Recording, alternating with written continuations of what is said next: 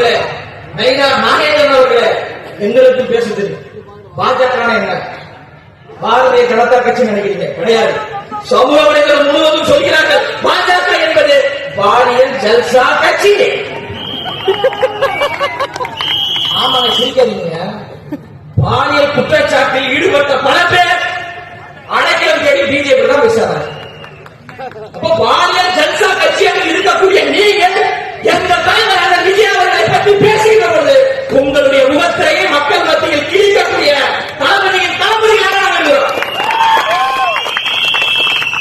அதே அந்த நயினார் நாகேந்திரன் அவர்களுக்கு, பாசத்திற்குரிய அந்த நயினார் நாகேந்திரன் அவர்களுக்கு விராலிமலை தொகுதியில் இருந்து சொல்றேன், சொட்ட